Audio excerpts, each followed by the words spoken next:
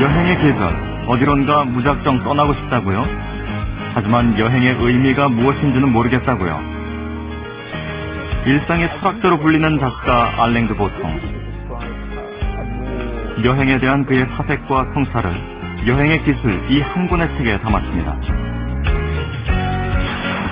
연세대 김주환 교수, 시인 원재훈, 영화평론가 심영섭, 여행작가 오영우, 그리고 여혈 독자가 함께합니다.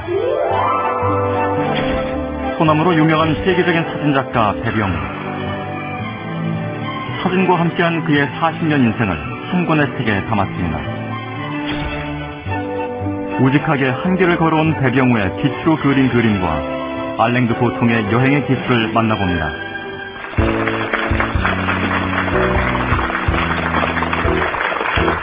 바야흐로 여행의 계절입니다. 이맘때쯤 되면 어디론가 훌쩍 떠나고 싶어지고요. 또 어느 낯선 곳에서 헤매고 있는 내 모습을 그려보기도 하는데 여행에 대한 이런 갈망은 어디에서 비롯되는 것이고 또 여행의 의미는 어떤 것인지 여행에 대한 아주 독특한 관점을 제시하는 책입니다. 알랭드 보통의 여행의 기술, 오늘 책 읽는 밤에서 함께 이야기 나눠보도록 하겠습니다. 숱한 여행 서적들이 참 많이 나와 있는데 조금은 다른 책이라는 생각이 들거든요. 먼저 그 원재훈 선생님, 이 책이 사실 출간된 지는 꽤 됐는데 이 책의 매력은 어떤 거라고 보세요? 보통의 책은 우리나라에도 많은 독자가 있기 때문에 뭐 간단하게 말하면 글을 잘 쓴다, 일단 그렇게 생각하고요. 또 여행들을 많이 다니실 텐데 여행 다녀오면 피곤하기만 하고 왜 갔나 뭐 이런 것도 하잖아요. 근데 이런 여행의 기술을 통해서 뭔가 얻을 수 있다는 생각이 좀 들더라고요. 그래서 제일 중요한 건 책이 오래 간다는 것은 독자의 입과 입을 통해서 간다는 것인데 그만큼 보통의 책이 우리나라에 많이 팔리는구나 뭐 이렇게 했습니다. 그게 매력이 아닌가 생각이 듭니다. 그야말로 스터디셀러라고 할 수 있는데 오영욱 씨가 오 기자님으로 잘 알려져 있잖아요. 필명으로. 아마 여행의 그 매력을 잘 아실 것 같은데요. 그런데 이제 제가 첫 책을 내고 세 번의 책을 내는 지금까지 그 인터넷 서점에 제가 넘지 못할 벽이 한 몇 분 계시는데 이 여행의 기술이 그 책 중에 항상 그 제일 위에 있는 책인데요. 제 책을 비롯해서 다른 여행 책들이 보통 그 장소에 대한 장소에 대한 게 그 책의 주제라고 한다면 이 여행의 기술 같은 경우는 되게 수많은 장소가 나오지만 그 장소들은 약간 서브해주는 역할 그리고 그 독자가 주체가 돼서 어떻게 그 장소를 경험할 수 있는지에 대한 얘기를 하는데 통찰력이 되게 좋았던 것 같아요. 그렇죠. 그야말로 일상의 철학자라고 알려져있는 알랭드 보통이 쓴 책인데 사실 그렇게 쉽지는 않거든요. 선생님 어떻게 보셨어요? 김주환 교수님. 예, 저는 이 여행의 기술을 보고 저 나름대로 여행을 상당히 많이 했다고 생각합니다. 그러니까 이렇게 얘기하면 제 나이가 좀 들통날 것 같은데 대학교 졸업하자마자 유럽에 여행을 한 6개월 이상 갔는데 그때 여행 자유화가 되기 전입니다. 그래서 한국 사람도 유럽에 거의 없고 이렇게 6개월 혼자 다니면서 여행 많이 하고 또 다녀와서도 많이 그동안 살아오면서 뭐 내년 안 됩니다만 여행 많이 한 것 같은데 이 책을 읽으니까 야, 네가 여행한 건 여행도 아니다. 이게 지금 계속 그 일상의 반복이고 어떤 스케줄을 짜가지고 거기에 맞춰 다니고 하는 건 또 다른 일상을 그냥 다른 데 가서 하는 것뿐이지 진정한 의미의 여행이 아니다 하는 걸 먼저 좀 이렇게 배웠습니다. 이 책을 그러니까 참 쉽지 않은 책임에도 불구하고 인기를 끌 때는 어떤 이유가 있을 텐데요. 심영석 선생님. 알랭드 보통 책은 일단 해박해요. 그러니까 정말 그 인터뷰를 보면요. 일주일에 책을 20권씩 읽는데요, 지금도. 그러니까 이런 사람이야. 일주일에 20권씩 읽는 사람이 수십 년에 이렇게 읽은 책을 가지고 그 미천이 얼마나 대단하겠어요. 그래서 똑같은 일상도 알랭드 보통의 손에 가면 너무나 섬세하고 다르게 읽히는 매력이 있는 것 같고요. 두 번째로는 본질적인 질문을 하죠.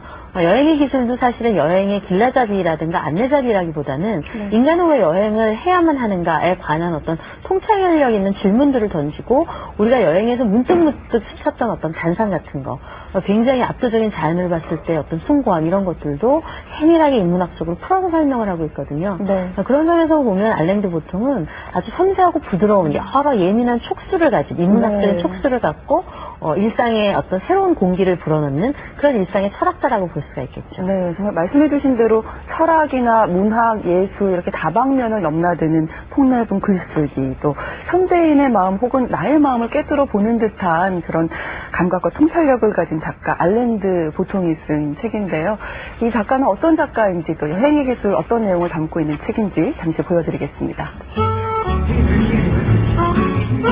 전통과 현대의 풍경이 뒤섞인 런던. 여기에서 알랭드 보통은 일, 사랑, 예술, 그리고 삶에 대한 다양한 철학 에세이를 썼습니다. 런던의 한 서점에서 만난 그의 책들, 그 중에 하나 여행의 기술은 영국에서도 큰 인기를 끌었죠.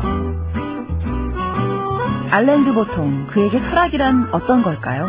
I use the word philosophical just really to describe a more in-depth, a more concentrated kind of thinking.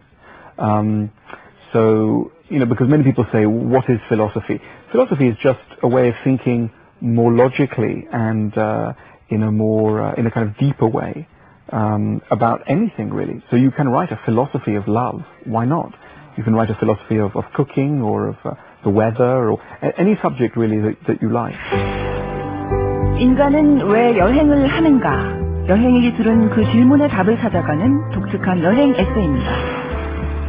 공항, 휴게소, 비행기, 기차. 책은 이처럼 여행의 길목에서 만나는 공간들의 의미를 탐색하죠. 그리고 평화로운 시골과 대자연의 숭고한 풍경이 우리의 내면에 어떤 변화를 일으키는지 섬세하게 관찰합니다.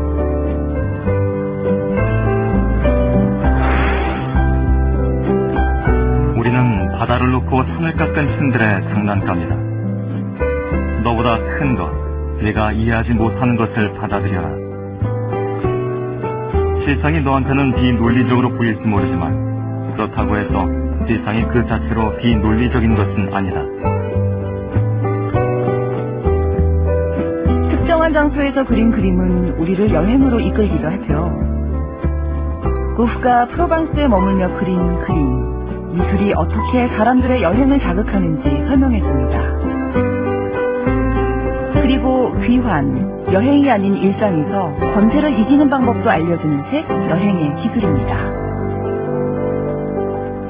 네, 알랭드 보통의 여행의 기술, 우리 열혈 독자 여러분들은 어떻게 읽으셨는지 한 줄 서평 먼저 만나보도록 하겠습니다. 어떤 분이 먼저 말씀해 주실까요? 네. 먼저 설명해 주시면, 사색이 있어야 진짜 여행이다. 네. 책을 읽어보면 그 여행이라는 말을 떠올리게 되면 다 양만적인 여행, 아름다운 여행 이런 말이 떠오르잖아요. 근데 네. 오히려 이 책은 여행을 따르는 귀찮음, 투덜거림, 불편함에 대해서도 이야기를 하고 있어요. 네. 그렇게 우리가 사색을 하지 않으면 그 여행은 결국 나를 다른 공간으로 억지로 끌고 가는 불편한 일이 될 수 있는데 그렇죠. 이 책은 여행에 대해서 고찰을 내리고 있고 고민하고 있고 그래야만이 여행이다라는 이야기를 하고 있는 책이라서 저는 사색이 있어야 진짜 여행이다라는 말을 책을 통해 느꼈습니다. 이 책을 처음 제목을 봤을 때는 정말 가볍게 읽을 수 있는 여행 에세이다라고 싶었는데 네. 읽으면서 점점 느껴지는 거는 무겁게 생각을 해야 되는 사고를 발휘해야 되는 책이라고 느껴졌습니다. 네. 그래서 이 책은 그냥 가볍게 한번 읽고 마는 책이 아니라 그렇죠. 시간을 두고 천천히 하루하루 읽어가는 책이라고 생각합니다. 네, 옆에 계신 분 한 줄 서평 어떻게 쓰셨습니까? 제목만으로 판단하지 말라. 제목을 보면 무언가 여행의 기술을 알려줄 것 같은 실용서라고 네. 생각할 수도 있다라고 생각을 했는데 네. 막상 읽어보면 짐을 싸는 기술이나 이런 거 알려주는 게 아니라 네. 여행이란 기술 제목 아래에서 철학이랑 예술을 만날 수 있는 그런 책이라고 생각을 해서 제목만 보고 판단하는 독자가 있다면은 제목만 보고 판단하지 마시고 네. 내용을 조금 알고 판단했으면 좋겠다고 생각을 해서 네. 이렇게 서평을 했고요. 그럼 그 내용을 저희가 이제부터 하나하나 또 살펴보도록 할 텐데요. 일단 여행에 대해서 다양한 생각들, 다양한 느낌을 받으신 것 같습니다. 먼저 알랭드 보통이 이 책에서 이 공간에 대한 이야기를 하고 있죠. 여행은 공간과의 만남이다라고 하면서 알랭드 보통이 이 공간이 주는 의미를 아주 다양한 사례를 들어서 설명을 하고 있는 한 구절을 제가 좀 읽어볼게요. 공항에 대한 얘기입니다. 집에서 우울할 때면 기차나 버스를 타고 히스로 공항으로 가 2번 터미널에 있는 전망대나 북쪽 활주로 변에 있는 르네상스 호텔의 꼭대기층에서 비행기가 끊임없이 뜨고 내리는 것을 보면 마음을 달래곤 한다. 이런 얘기 하거든요. 사실 저도 뭐 공항에 울적할 때 잠깐 갔다 오고는 하는데 아마 그런 장소들이 다 있으실 거예요. 완전 공감했던 부분 중에 하나고요. 아까 뭔가 이제 일상을 탈출하고 뭔가 위안을 삼고 싶을 때 가는 공간 중에 하나가 인천공항 바로 앞에 있는 2개 호텔 중에 싼 거거든요. 근데 거기 가면은 되게 좋은 게 일단 비행기가 왔다 갔다 하는 것도 보이고 창밖으로. 그 다음에 그 일반 호텔에서 줄 수 없는 재미가 하나 있어요. 그 방에 텔레비전이 있는데 2개의 채널이 그 출도착 상황을 알려줘요. 그냥 공항에. 그 책 중에 또 그런 내용이 있거든요. 공항에서 가장 또 좋은 것 중에 하나가 되게 장식이 없는 어떤 화면이긴 하지만은 비행기 출도착이 끊임없이 세계 여러 나라를 이렇게 딱 표시하면서 있는 모습이라고 했거든요. 근데 그게 여행지고 그다음에 그러니까 여행지는 아니지만 집이 아닌 곳이고 아닌 곳에 혼자 딱 떨어져 있는데 그런 화면들이 보이고 하는 그 공간이 주는 그 위안이 되게 좋아서 개인적으로 가끔 큰 돈을 써서 싼 호텔이긴 하지만 비싸거든요. 저한테 비싸거든요. 내고 가 있습니다. 네, 저도 굉장히 비슷한 그 경험이 있는데요. 저는 글이 안 써지면 습관 중에 하나가 여관에 혼자 가 있어요.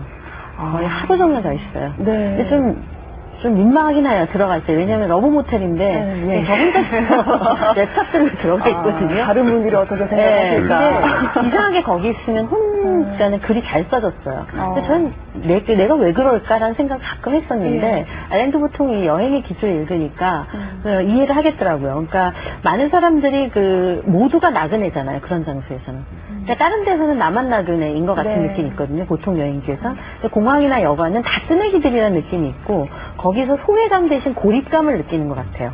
그렇게 되면 제 표현을 들자면 그럼 꽉 밀폐가 된 거예요. 그 공간 안에. 그래서 나만 있는 거죠. 그러면 내 자신하고 대면하기가 더 쉽고 그래서 글이 잘 써지는 것 같은데 크누 톰슨이라는 사람이 있어요. 그 노르웨이 작가인데 노벨 노벨 문학상을 받은 사람이거든요. 그 사람이 뭐 20만 평 되는 그 농원을 버리고 여관에 전전하면서 글을 썼다고 해요. 근데 그게 왜 그런지 이해가 되더라고요. 그래서 저는 파주에 일산에 살기 때문에 파주 헤이리 마을이라고 있어요. 예술인촌이죠. 그 배병훈 선생도 계시잖아요. 거기 가면 큰 그 당나무가 있어요. 당나무 아래 벤치가 2개 있어요. 거기 가서 한 2시간 앉아있으면요. 그렇게 좋아요, 사실은. 잠깐 여행하시는 거네요, 당나무 아래. 그런데 전 그 여행이라고, 아일랜드 보통 기준은 여행인데, 저는 그냥 일상이죠. 그래서 여러분들도 그런 장소를 만들면 좋겠다. 아까 공항 말씀하셨는데, 저는 사실 공항하면 김포공항 세대거든요. 김포공항에 가끔 가는데, 인천공항은 얘는 낯설어요. 그런데, 그러니까 집 주변에 반경 한 4km 이내도 괜찮고, 가까운 데서 그런 장소 하나 찾으면, 보통의 책에서 느낄 수 없는 더 대단한 걸 느낄 수 있다, 그런 생각이 듭니다. 이 책에 또 여행의 목적, 왜 여행을 하는가, 그리고 여행에서 무엇을 얻을 수 있을 것인가에 대한 이야기도 나오고 있거든요. 사람들이 이국적인 느낌에 끌려서 여행을 하기도 하고요. 또 호기심 때문에 여행을 하기도 합니다. 실제로 여기 계신 여러분들은 어떤 목적으로 여행을 하시는지 모르겠어요. 오영욱 씨는 어떠세요? 처음 여행 왜 떠나신 거세요? 일단 보통님께서 그 서양 사람이다 보니까 이 동양의 그 역마살이라는 단어를 잘 몰라서 이제 한 가지 간과하신 것 같아요. 근데 저 같은 경우는 역마살이 있는 것 같아요. 그래서 그냥 떠나는 게 좋아요. 떠날 수밖에 없는 운명이다. 그러니까 떠난다는 것 그리고 여행을 한다는 건 공간을 바꾼다는 거잖아요. 그러니까 어떻게 자기가 행동할 수 있는 것 중에서 가장 크게 바꿀 수 있는 그러니까 공간을 바꾸는 게 되게 의미가 있었고요. 일단 여행은 사람이 되게 많은 활동을 하는데 일단 사람은 이제 놀이를 되게 추구한다 생각하거든요. 잘 노는 것. 근데 그 잘 노는 방법 중에 하나로 여행을 저는 가장 되게 여러 가지 방법이 있을 텐데 여행을 원하게 되더라고요. 근데 여행의 종류가 되게 여러 가지 있잖아요. 그렇죠. 그냥 일상이 싫어가지고 1박 2일로 아니면 혹은 당일치기로 근교를 갔다 오는 걸 수도 있고 큰맘 먹고 길게 먼 나라를 갔다 올 수도 있고 그때마다 목적은 좀 달라지는 것 같아요. 일단은 공간 바꾸는 것 자체가 의미가 있다라는 말씀이신데 신영석 교수님은 어떠세요? 저는 깨달음을 얻으러 여행을 떠나요. 진짜로 여행하면서 굉장히 중대한 결심을 한 적이 많은데요. 일단은 미국의 그 그랜드 캐년에 갔을 때 저는 제가 정신분석학을 그걸 받고 공부해야 되겠다는 결심을 했어요. 근데 이유는 몰라요. 그냥 제 느낌은 그게 세상에서 제일 큰 냄비고 어떤 엄청난 큰 자궁이라는 느낌이 있었는데 그 막대한 막막한 곳에 그 숭고미가 아마 제가 느꼈던 그 느낌일 것 같아요. 그걸 딱 경험을 하니까 굉장히 그냥 본질적인 걸 공부를 해야 되겠다. 그때 제가 원래는 생명공학과를 졸업하고 브레인 사이콜러지, 뇌 공부를 하려고 이제 많이 했었던 때인데, 그냥 그 결심 거기서 확 바꿔버렸어요. 전 그리고 정말로 진심으로 그 관광하는 걸 싫어해요. 그래서 어떤 여행도 계획해서 가는 적은 거의 없고요.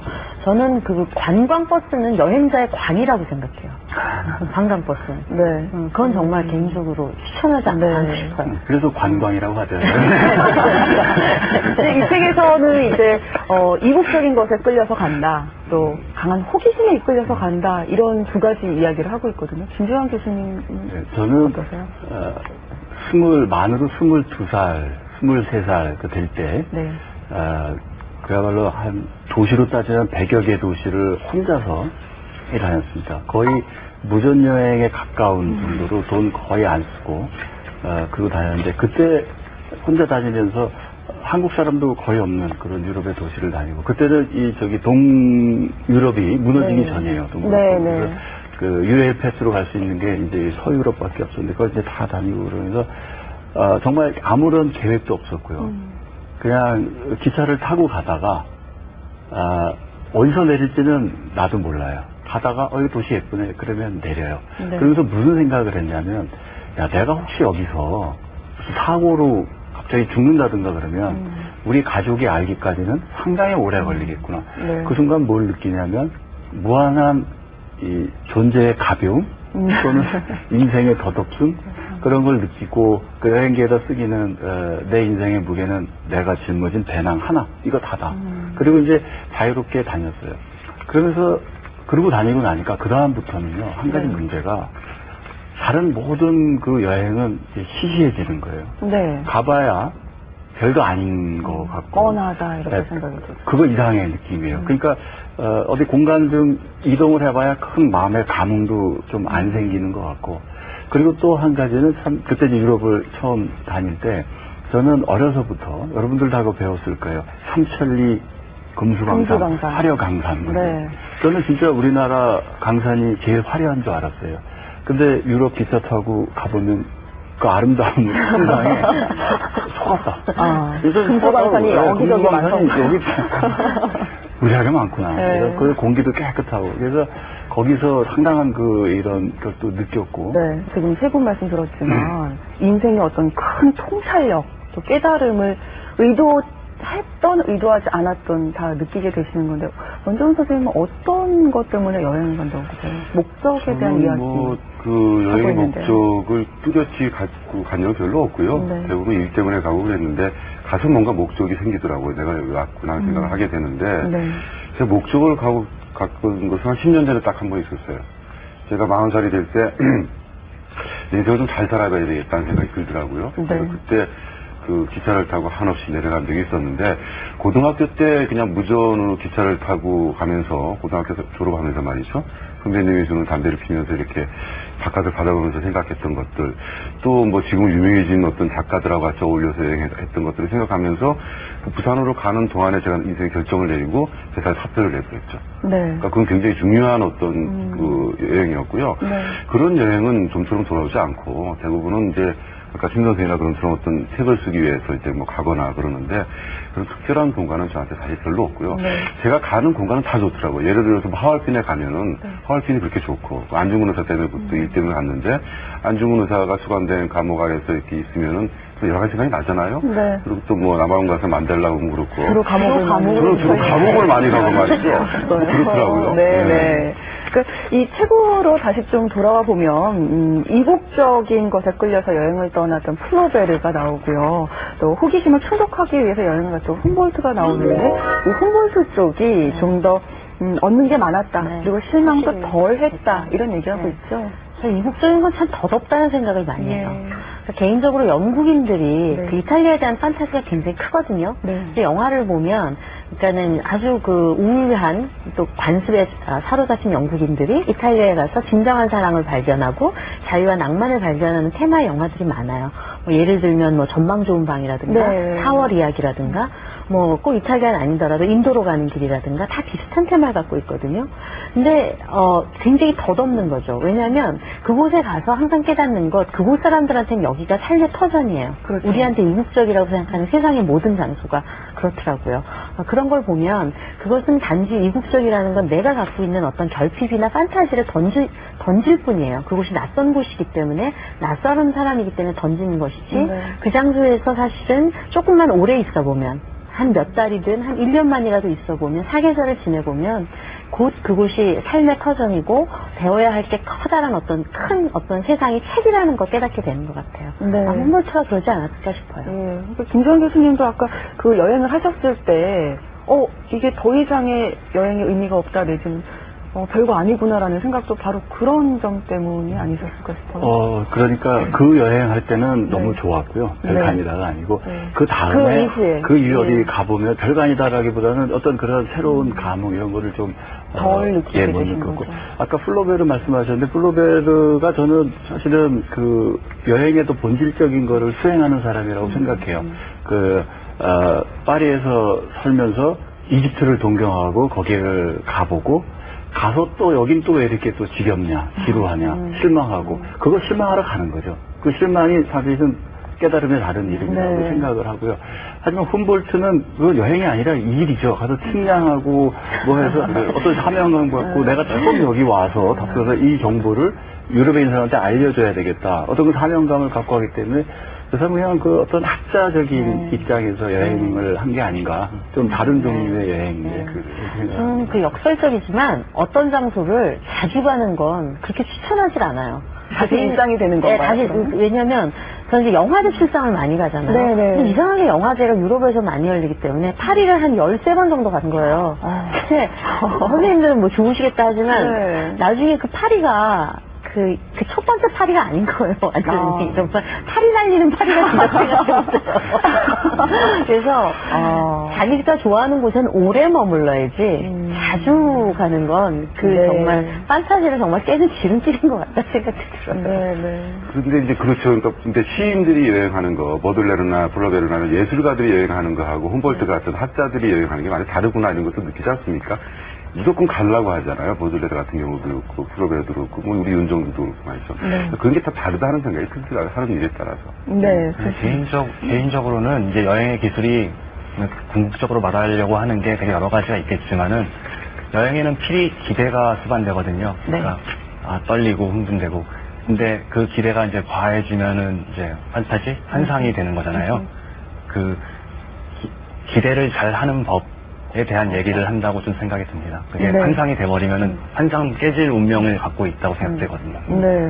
또 한 가지 나왔던 얘기가 이런 도시에서 살면서 가지는 어떤 불안이라든지 두려움, 강박 같은 이런 감정들을 자연히 치유를 해준다라고 얘기를 하면서 신 워즈워드가 시간의 점이라고 표현한 부분을 아주 중요하게 얘기하고 있는데 원재훈 시인께서 좀 설명해 주시겠어요? 시간의 점? 그 시간의 점, 시간의 점이라는 건 워즈워드 시에 나오는 말이죠. 우리 삶에는 시간의 점이 있더라는 그 기절이고 그 시간의 점 때문에 우리가 힘들거나 괴로울 때 올려주고 또 뭐 상승되면 또 끌어올려준다 해서 굉장히 중요한 각인된 순간, 각인된 장소나 순간을 얘기하는 거죠. 예를 들면 워즈워드 같은 게 알프스 풍경이 그랬다고 그런 거죠.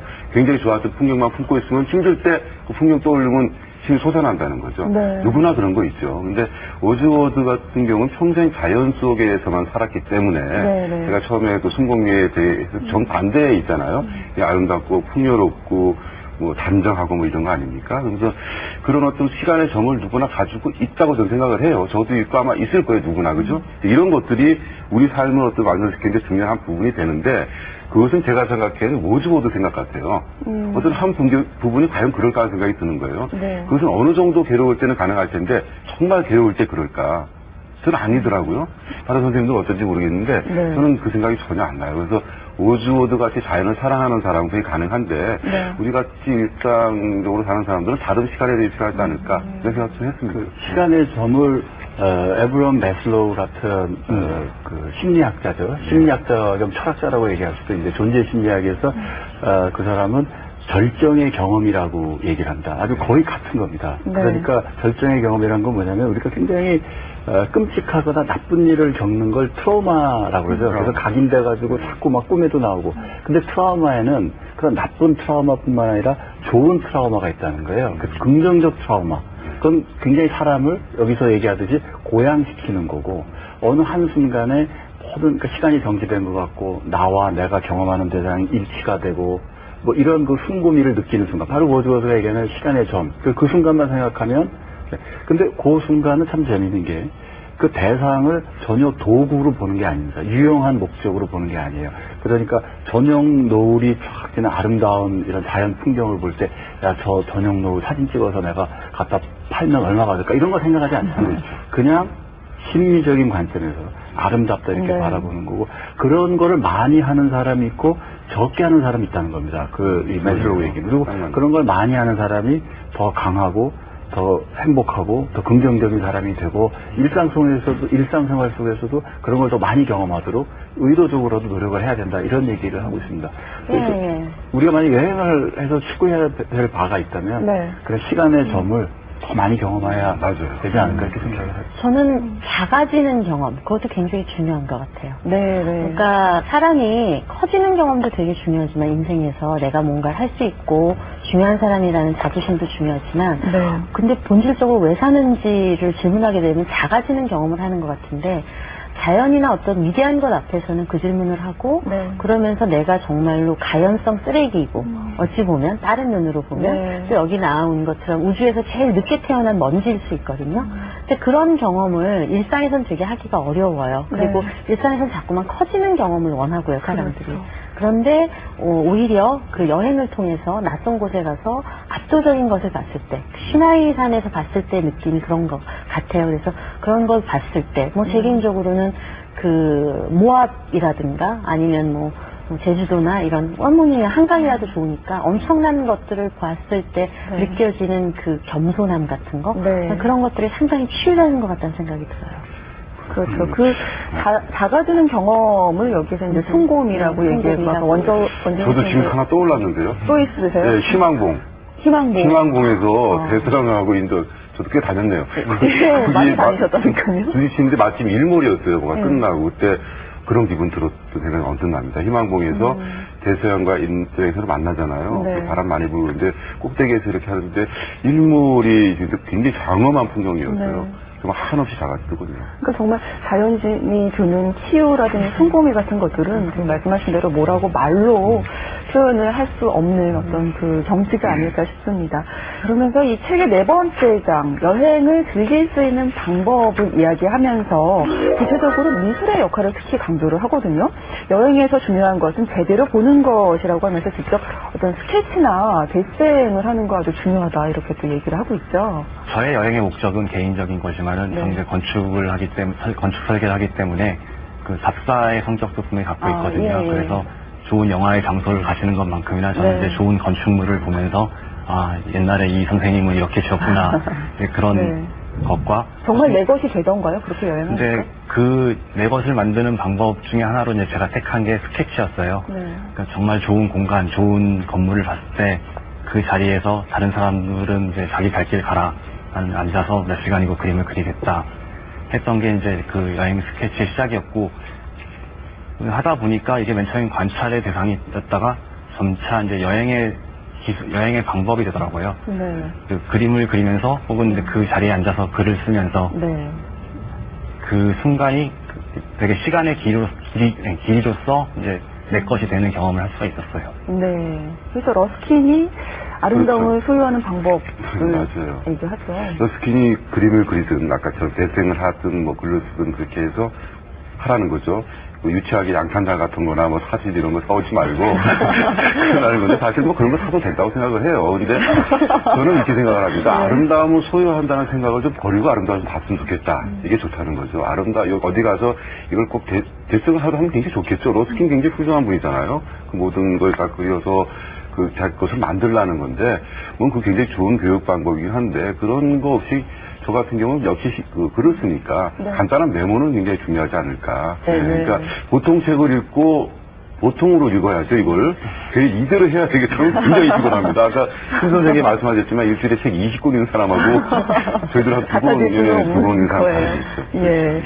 그 아름다움을 소유하는 방법으로 그림을 그린다든지 글을 쓴다든지 하는 방법을 제시한 것이 조금 전에 김주원 교수님 말씀하셨던 것처럼 어떻게 보면 내 이야기를 만들어가는 과정인 거잖아요. 예. 그런데 아까 또 우리가 어떤 얘기를 했냐면 숭고미라든지 이런 얘기를 하면서 큰 거,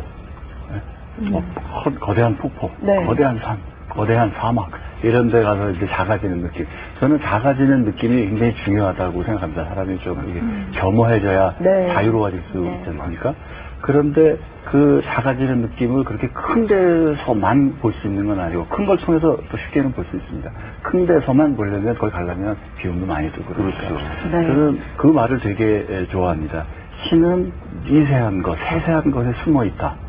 그러니까 세밀한 그런 것에 작은 것, 풀 한 폭이나 정말 그 작은 거에도 아름다움과 오묘함과 엄청난 그 우주의 신비가 있을 테니까 그걸 보면서도 작아질 수 있도록. 그래서 저는 사실 좋아하는 건 그걸 좋아합니다. 그 사우나 목욕탕에 가면요.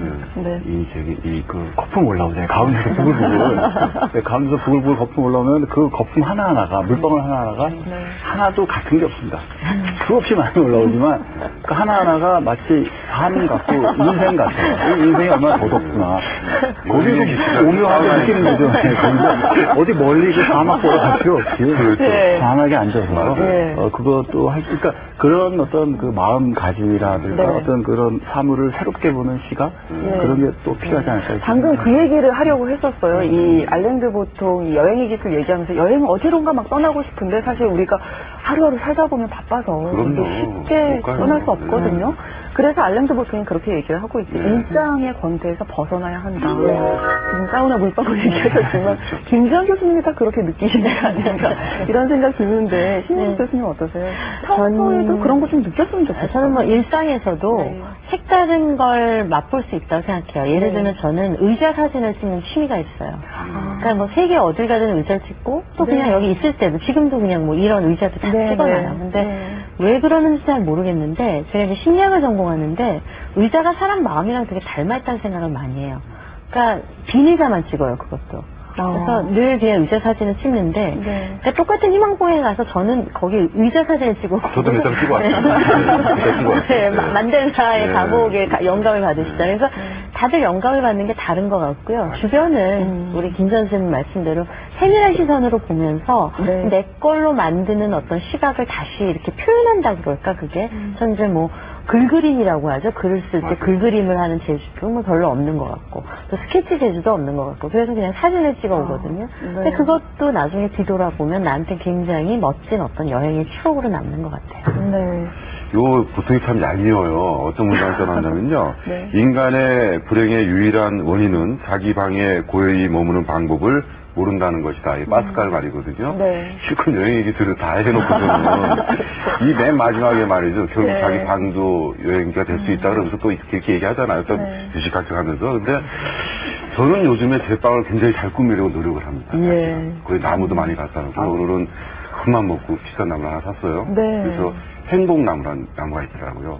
65,000원 달라는 거 5만원 깎아가지고 제가 딱 갖다 놨는데 쇼파에서 갖다 놨는데 그걸 이렇게 보고 있으니까 굉장히 여러 가지 생각이 나요. 결국 너 여행 많이 못 간다고 투덜대지 마라. 나무 나는 뿌리야 여기 평생을 살아야 되고 네가 죽은 다음에 네 자식이 살 때까지 살 것이다. 이런 생각하게 되는 거예요. 그러니까 그리고 뭐 자기 방에서 제일 잘 노는 게 좋다. 그리고 어떤 공간이 있다면 그 공간을 잘 꾸며라. 나무들 갖다 놓고 색 정리도 좀 하고 그 방이 안락해지면 밖에 안 돌아다녀도 행복하거든요. 그러니까 파스칼이 한 말은 굉장히 중요한 말이라고 생각합니다. 인간이 진짜 그래서 불행한 것 같아요. 어디 돌아다녀 봐야 피곤하기만 하거든요. 어떨 때는. 그렇지 않습니까? 그래서 이 말을 쓴 이유가 있다는 생각이 들고요. 우선 여기까지. 여행을 떠나는 목적 중에 하나가 또 일상을 다시 되돌아보기 위함도 아닌가 싶거든요. 그런데 정말 떠나봐야 소용없다. 이거를 정말 뼈저리게 느끼려면 열심히 돌아다녀야 돼요. 그게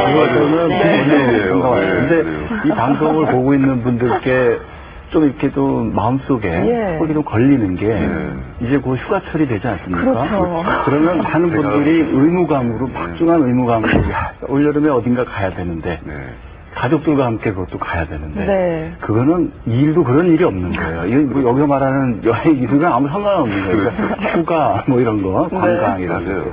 그래서 그런 거가 아닌 정말 어떤 그 우리의 삶의 어떤 본질적인 가벼움, 겸허함 이런 걸 찾을 수 있는 여행을 하려면 일상생활 속에서 나의 일상적인 삶을 새로운 시선으로 바라보는 여유 그거를 찾아야 될 것 같습니다. 그러니까 스스로 내가 좀 자유로워지겠다. 나의 얽매우고 있는 거로부터 한 손을 좀 놓고 이렇게 좀 한 걸음 떨어져서 바라봐야 되겠다.